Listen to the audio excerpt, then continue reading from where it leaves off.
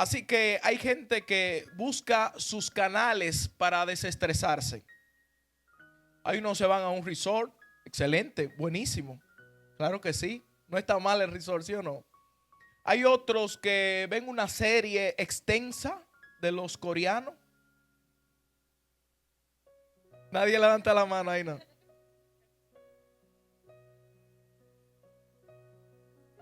Así que de una forma u otra, la gente busca desestresarse, pero le voy a hablar en mi experiencia personal. El lugar donde yo siento que todas mis cargas se quitan es en la casa de Dios. Y el anhelo del Señor es que usted encuentre paz en este lugar. Amén. Así que dile al que está a tu lado con mucho respeto: usted está en el mejor lugar.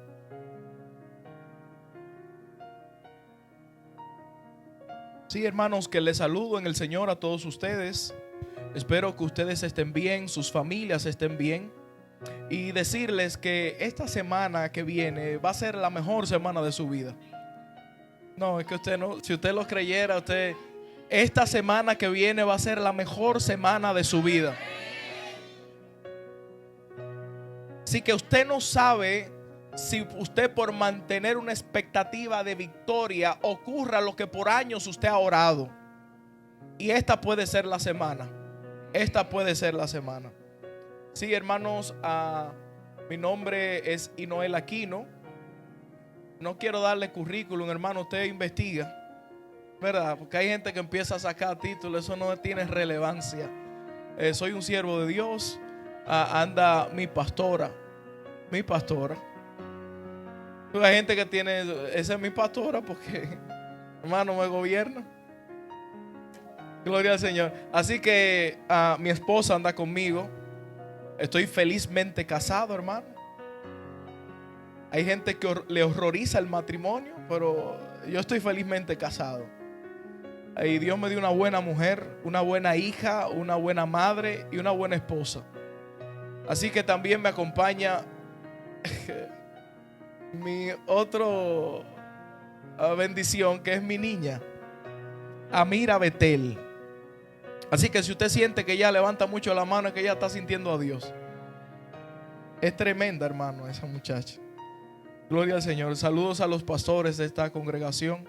Gracias por la oportunidad. Y de manera especial quiero saludar a Melissa y a su madre Magalis. Son gente que queremos, respetamos. Y gloria al Señor, que están en un buen lugar. Amén. Yo no quiero seguir con el protocolo. Quiero ministrarle la palabra que el Señor puso en mi corazón para ustedes. Yo quiero que usted busque la carta a los Romanos, capítulo 8, versículo 28 al 30. Carta a los Romanos, capítulo 8, versículo 28 al 30. Reciban saludo de la congregación que pastoreamos. Venga a tu reino, donde Dios está haciendo cosas poderosas. Romanos 8, 28 al 30. Cuando usted lo tenga, me dice amén. Voy a leer el texto y dice la Biblia: y sabemos que a los que aman a Dios, ¿a quiénes? A los que aman a Dios, diga conmigo: Dios, todas las cosas les ayudan a bien. Esto es a los, diga conmigo, los que conforme a su propósito son llamados. Y entonces aquí yo quiero que usted le preste atención a esto, por favor. Porque a los que antes conoció, también los predestinó para que fuesen hechos conforme a la imagen de su Hijo, para que Él sea el primogénito entre muchos hermanos. Y a los que predestinó, a esos también, ¿qué hizo? ¿Qué hizo? Ayúdeme, por favor, ¿qué hizo? Y a los que llamó, a estos también justificó. Y a los que justificó, a estos también glorificó. Levante su mano al cielo un minuto ahí, por favor. Damos gloria al Señor por su palabra. Damos gloria al Señor por su palabra. Gracias, Señor. Gracias, Señor. Gracias, Señor. En el nombre poderoso de Jesús. Amén y amén. Voy a predicar estos minutos con el tema llamados por Dios. Dígalo conmigo, llamados por Dios. Señores, hay alguien en la Biblia que tuvo un encuentro con Dios inusual, extraño, pero que ese encuentro sirvió para cambiarle la vida a muchas personas, que fue el encuentro que Saulo de Tarso, un hombre fariseo de fariseo, un hombre muy formado, muy letrado, que de una forma u otra era una persona muy reputada en su sociedad. Era una persona que consentía la muerte de un grupo que estaba naciendo, que era un grupo llamado los del Camino, que posteriormente le llamaban cristianos. Así que este hombre era un ciudadano romano, pero un día en su vida habitual iba camino a Damasco con su séquito. Y en ese momento Saulo de Tarso se encuentra con Jesús. Jesús se le dijo: ¿por qué? ¿Y sabe qué pasó? Que Saulo cambió su vida por completo con un encuentro que tuvo con Jesús. Y ahora Saulo de Tarso dice: todo lo que yo tenía antes lo tengo por basura, con tal de agradar a aquel que me ha llamado.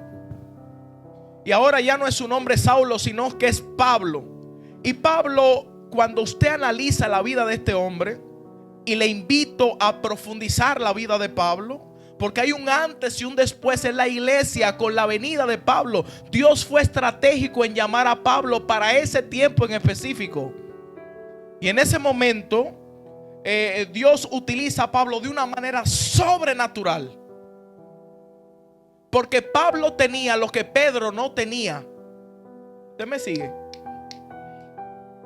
Pedro fue un apóstol que anduvo con Jesús, pero Pedro tenía matices de religión en su ministerio.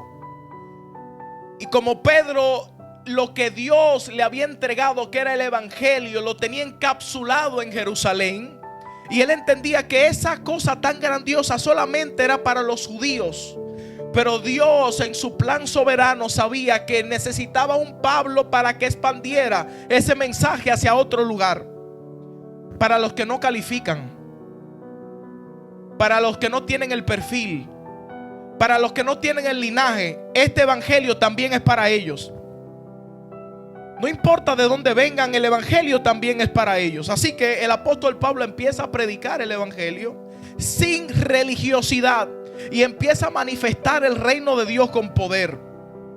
Así que cuando usted busca la Biblia, casi el 45% de los 27 libros del Nuevo Testamento fueron autoría de Pablo.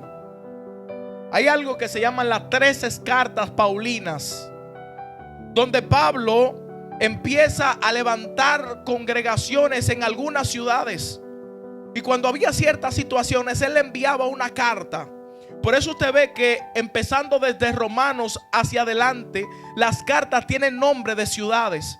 Romanos a Roma, Corintios a la ciudad de Corinto, Gálatas a la ciudad de Galacia, Efesios a la ciudad de Éfeso, Filipenses a la ciudad de Filipos, Tesalonicenses a la ciudad de Tesalónica.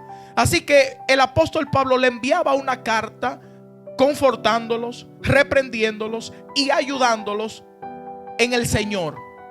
Pero hay una de las cartas que escribió Pablo que yo quiero hacerle la recomendación de parte del Señor que le estudie, porque eso le puede cambiar su vida en el transitar cristiano, que es la carta a los romanos. Pablo le escribió una carta a los creyentes que vivían en Roma y habló profundidades tremendas ahí.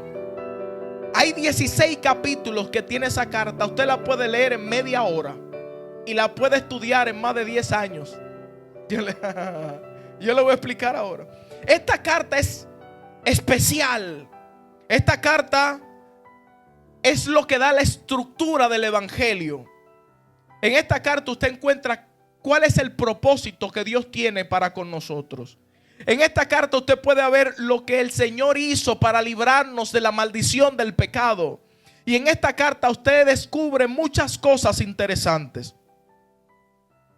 Hay un pastor del siglo pasado, uno de los predicadores más influyentes del siglo pasado, se llamaba Martin Lloyd-Jones.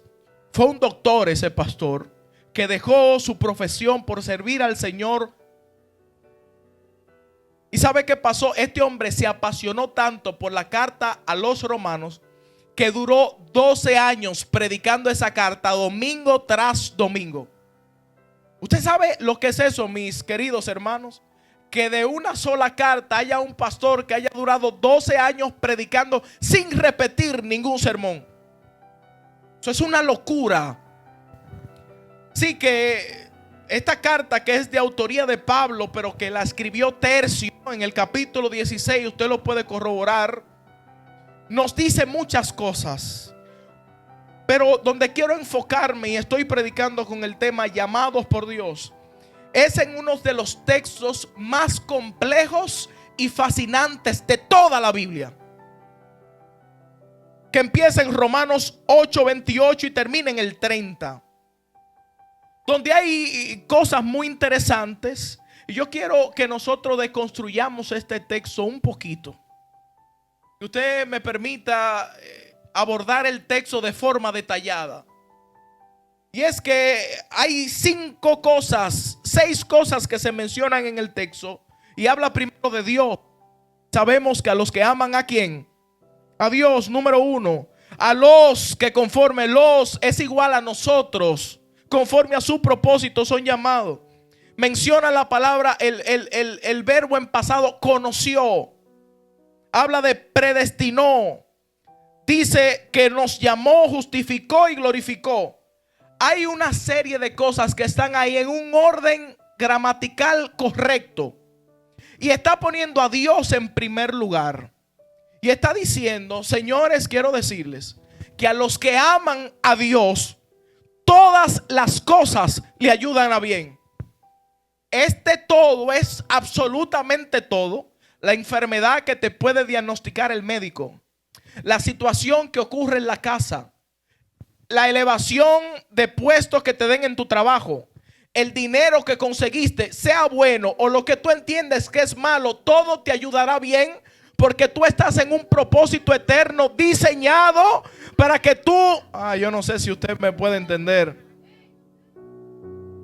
Así que el apóstol está escribiendo inspirado por el Espíritu y dice: a los que aman a Dios, a los que lograron conocer quién es Dios y ponen su amor en Él, ellos saben que todo lo que le pasa en la vida va a obrar para bien. Que nada de lo que pase en lo absoluto en su vida va a ser por una mera casualidad, sino que detrás de todo eso Dios tiene un plan. Job, yo sé que tú no entiendes qué está pasando con tu vida. Job, yo sé que tú lo has perdido todo en un día. Te llegaron 4 noticias que cambiaron el rumbo de tu existencia. Yo no sé, Job, cómo tú te estás sintiendo, pero Job, confía que todo va a estar bien. José, yo sé que te vendieron tus hermanos, que te levantaron una calumnia, te encuentras en un calabozo. Pero quiero decirte, José, que a los que aman a Dios, todas las cosas le ayudan a bien. Así que Job se le devolvió todo lo que tenía multiplicado. José llegó a ser el segundo en Egipto. Así que con esto nosotros podemos notar que lo que el apóstol está diciendo es una realidad. A los que aman a Dios, todas las cosas le ayudan a bien. ¿Quién es Dios? Lo peor que nos puede pasar en nuestra vida no es que nos boten del trabajo. Es más, lo peor que le puede pasar a usted en la vida no es que usted se muera, es estar vivo estando muerto.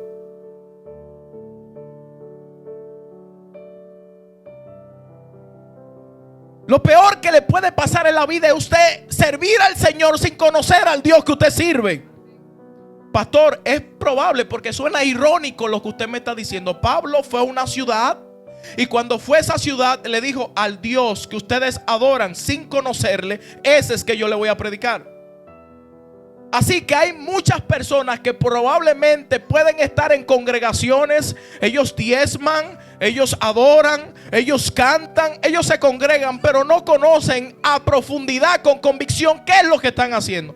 ¿Quién es Dios? Solamente una cosa de Dios le voy a decir. Dios es el ser que tiene aceidad. ¿Sabe lo que eso significa? Que Dios no necesitó de nadie para Él existir. Él existe por sí mismo. Dios es eterno, sempiterno. Él no tiene un principio ni tampoco tendrá un final. Es más, Él dice: yo voy al final y vuelvo al principio. Así que Dios, no hay nada que lo pueda limitar. Él no tiene límite, espacio ni tiempo, porque Él es eterno. Ese es Dios. ¿Y sabe lo que pasa? Que hay algo que usted necesita entender: que Dios es tan poderoso que solamente necesitó su palabra para crear todo lo que existe. Desde la partícula más microscópica que existe hasta la estrella más gigante del universo fue creada por el poder de su palabra. Por el poder de su palabra. Así que la materia prima para Dios crear las cosas es su misma palabra. De una forma u otra, cuando nosotros podemos entender esto, dimensionamos nuestra fe en el Creador. Y sabemos que Dios no es un mero señor que está sentado en un trono con una barba larga y con un barrigón, sino que Dios es más que eso. Y Pablo está diciendo a los que aman a ese Dios que es, le dice a Abraham: yo soy el Shaddai, yo soy el Todopoderoso. Le dice a David: yo soy el que puede estar en cualquier lugar. Si tú te subes a los cielos, ahí yo estoy. Si bajas a lo profundo de la tierra, ahí yo me encuentro.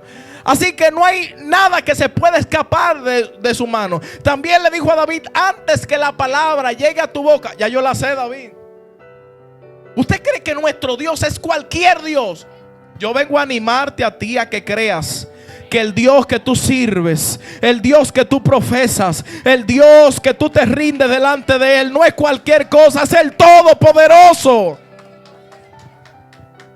Así que ese Dios, dice Pablo, a los que conforme a su propósito son llamados.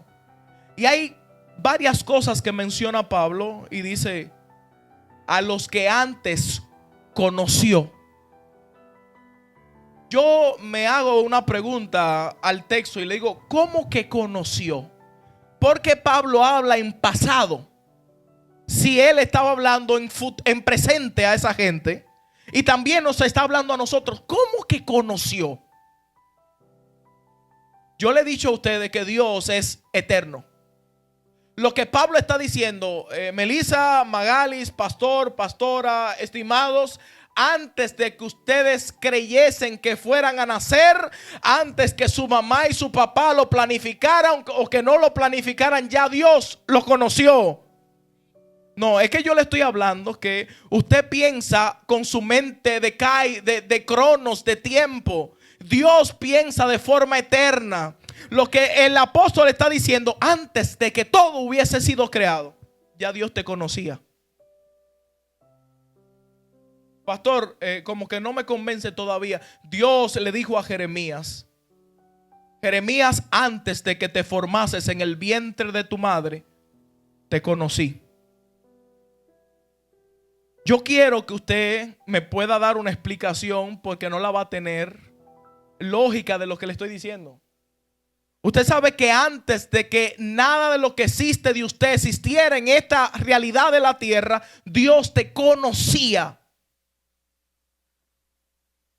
Señores, hay más de 7,000 millones de personas en el mundo, 5 continentes poblados. y una inmensidad de universo, y Dios te conoce por tu nombre. Te voy a decir algo más. ¿Sabe cuántos cabellos tú tienes en tu cabeza? Él conoce cada partícula de ti, cada célula de ti, Él la conoce. ¿Sabe lo que Dios le dijo a David antes de que las entrañas se formaran? Tú sabías todo de mí. En tu libro estaban escritas todas las cosas de mí, sin que falte ni una de ellas. ¿Sabe cuál es ese libro? No era la Biblia, porque la Biblia no estaba escrita. Su mente, la mente de Dios. En la mente de Dios, Dios te conocía. Yo quiero que usted por en algún momento pueda reflexionar en esto.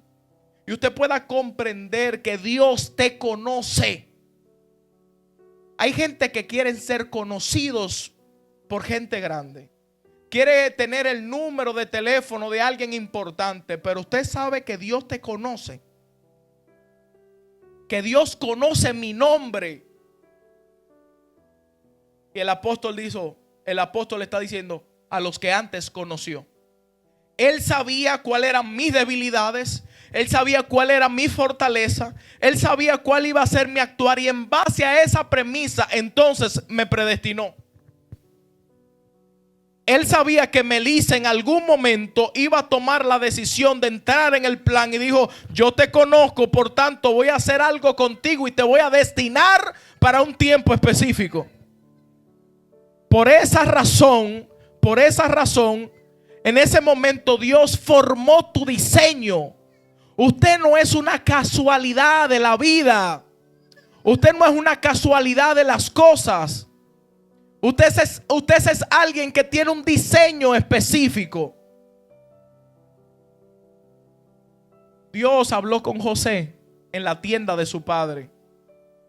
Y cuando habló con José, le dijo: José, yo quiero decirte que hay algo que va a pasar contigo en los próximos 13 años. Y es que hay una unción de gobierno que te voy a dar a ti. ¿Y sabe qué pasó? José llegó a ser segundo después del faraón. ¿Por qué? Porque Dios lo conocía y Dios le dio un propósito específico a José. Así que cuando lo predestinó, ahora entonces, dice Pablo, los llamó. Él conoció y predestinó, sucedió en la eternidad. Présteme atención. Antes de que todo existiera, Dios te conoció y te dio un destino. Y cuando te envía a la tierra, porque antes de tú estar en la tierra estaba en el cielo.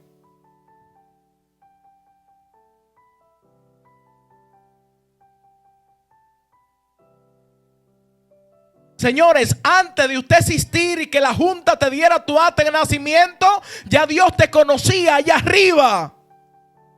Por eso, ¿usted no le ha pasado que de repente usted está caminando en un lugar y dice: yo como que estuve aquí?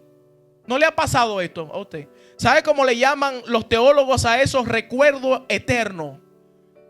No fue que tú pasaste, es que ya tú pasaste. Lo que pasa es que ahora en tu vida física se está materializando. Por eso Eclesiastés, el predicador, dice lo siguiente: lo que es ya fue, y lo que será ya fue hecho. Así que primero todo se organizó allá arriba y Dios escogió una familia en específico para que tú vinieras a esta realidad llamada tierra. Por eso yo bendigo a mi familia. Y tú tienes que bendecir la familia donde naciste, aunque sea la familia más mala que te tocó. Porque esas familias son las que formaron las cosas necesarias para que hoy tú puedas operar en el ministerio que Dios te entregó. Así que yo primero era un habitante en la mente de Dios y luego Dios en su propósito me colocó en un país específico, con un color de piel específico, con unos cabellos específicos. Así que cuando yo comprendo esta realidad, yo me amo. Y cuando me miro al espejo, yo digo: ay, que yo no soy una coincidencia. Yo soy un plan de Dios en esta tierra. Unos estudiantes en el instituto donde doy clases de teología me preguntaron en algún momento: maestro, ¿qué usted piensa acerca del aborto? Yo le digo: claro, es razonable el aborto. Es razonable porque imagínate que una mujer la violen. Lo lógico y razonable sería que aborten a ese niño. Porque cada vez que esa mujer vea a ese niño, va a ver a quien abusó de ella. Eso es lo razonable. Eso es lo lógico. Pero mis estimados estudiantes, le digo en medio de la sesión, si esa fuera la realidad que nosotros abordáramos desde la palabra, las cosas fueran diferentes. Y le dije en diciembre del año 1994, una joven fue aprovechada por su salud, sus problemas mentales que tenía, y quedó embarazada. Ese niño nació el 22 de septiembre de 1995 porque la familia de esa joven no decidió abortar al niño.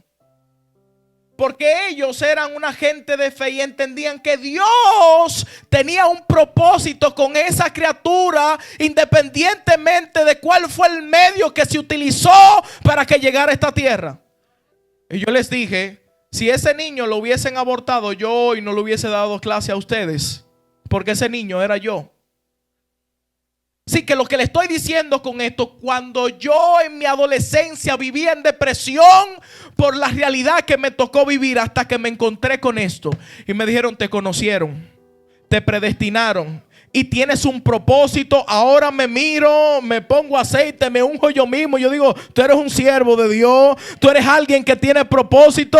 Así que yo vengo a decirte a ti que no importa lo que tú estés viviendo, ni de dónde tú vengas, hay algo de Dios en ti.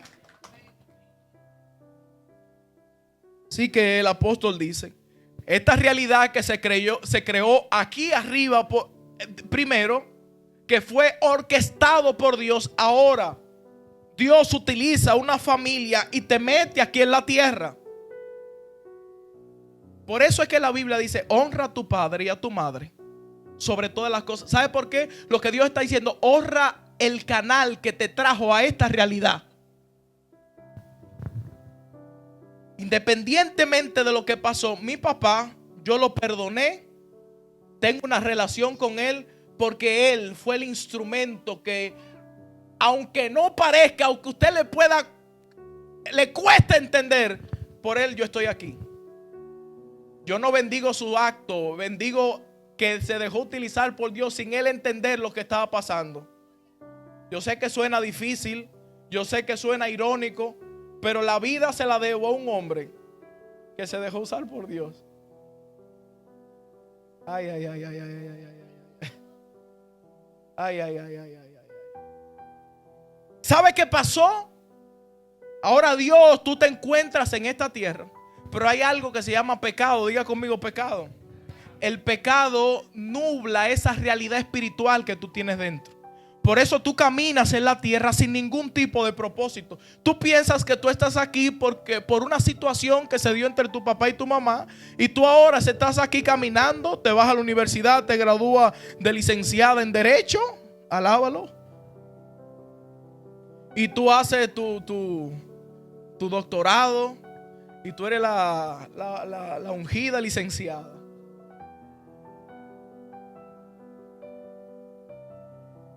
Y tú caminas porque tú tienes un par de pesos en el banco. Y a ti no se te puede hablar muy duro porque tú eres tú. Hay otros que no tienen nada, que decidieron echarse al abandono, caminan sin rumbo. Caminan, hermano, que parece que el diablo se lo está llevando. Así caminan.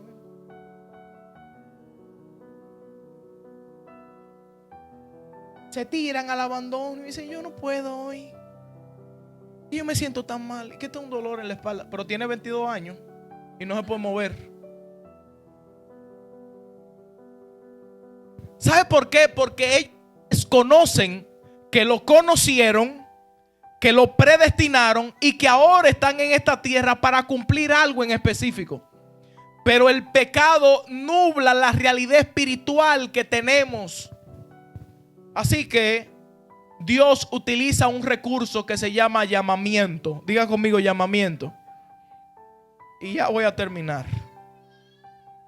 En ese proceso, lo que Dios hace es acordarte por qué tú estás en la tierra. En ese momento, lo que Dios hace es decirte: tú no estás aquí porque tú quisiste estar aquí. Tú estás aquí porque yo te traje. Tú estás aquí, Jeremías. Yo sé que tú no sabes hablar, pero yo te di por profeta a las naciones. Así que Dios es un Dios que llama. Lo hizo con Abraham. Le dijo: Abraham, yo sé que tú entiendes que tú perteneces a Ur de los Caldeos. Yo sé que tú entiendes que vas a heredar el negocio de idolatría de tu papá. Pero ese no es tu propósito, Abraham. Sal de tu tierra y de tu parentela a la tierra que yo te voy a mostrar. Y Dios lo llamó a Abraham. ¿Sabe lo que significa el llamado de Dios? El llamado de Dios es un activador del propósito. Cuando Dios te llama, no te llamó en el momento. Él lo que te está acordando para qué tú fuiste creado. Dios un día no se levanta, porque Dios no duerme, pero para que usted me entienda, Dios un día no se levanta y dice: hoy me dio la gana de llamar a los pastores.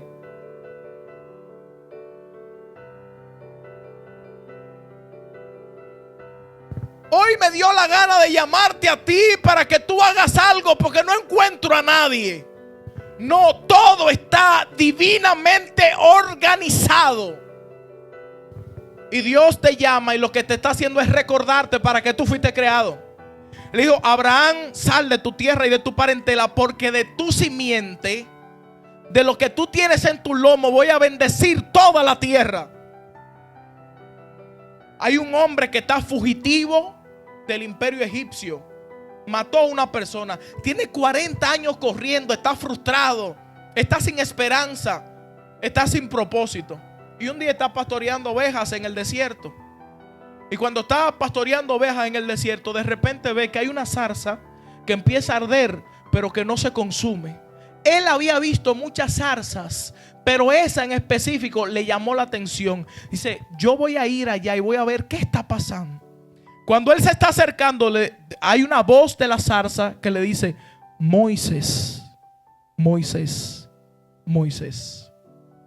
Dios llamó a Moisés y le dijo: ¿tú crees que tú naciste para ser un príncipe egipcio? Tú naciste para ser un libertador y yo te voy a direccionar cuál es tu propósito de vida. Dios llamó a Gedeón. ¿Sabe cómo lo llamó? Desde una cueva. Desde una cueva. Y le dijo: varón esforzado y valiente. Con esto yo puedo ver que Dios llama al hombre.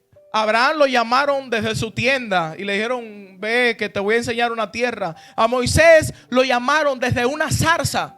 A Gedeón lo llamaron en una cueva. A ti, ¿cuándo te llamaron? ¿Cómo fue tu llamamiento? Yo quiero decirte que tú necesitas conocer para qué tú estás aquí en la tierra. Lo peor que nos puede pasar en la vida es vivir sin un propósito. Hay gente que vive con planes, pero no con propósito.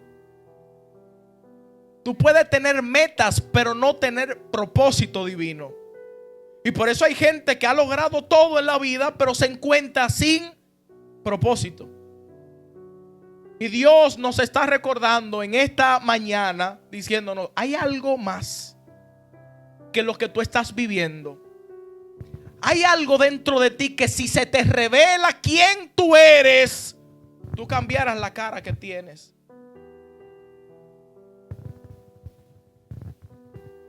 Dios te llamó con un propósito y ese propósito va a servir para bendecir a tanta gente. Como siempre he dicho esto, hay gente que va a vivir mejor porque tú existes. Porque Dios te va a utilizar a ti, te va a procesar a ti para que muchos puedan comer del fruto que tú traes. Dios permitió que a José le pasara todo lo que le pasó para preservar al pueblo en algún momento. Y por eso José le dijo a sus hermanos: ustedes pensaron mal contra mí, pero Dios utilizó todo eso que me pasó para bien. Y el apóstol vuelve y dice: a los que aman a Dios, a los que le aman a Él, a los que lograron conocer que ellos no están aquí por una casualidad, sino por un propósito. Y en ese propósito Dios te llama y te recuerda y te dice: Pastoreando con Jesús, hay algo más para ustedes. Necesito que se muevan en fe. Hay algo más, que se te engrifen los pelos y cantar un corito para Jehová. Hay algo más que eso. Hay algo más que si usted logra descifrarlo dentro de usted, cosas grandes pueden ocurrir. Dios hoy te está llamando y te está diciendo: te recuerdo que hay algo que se gestó en la eternidad y está gravitando dentro de ti, esperando que tú te sacudas. Y digo: Señor, ¿para qué me traíste esta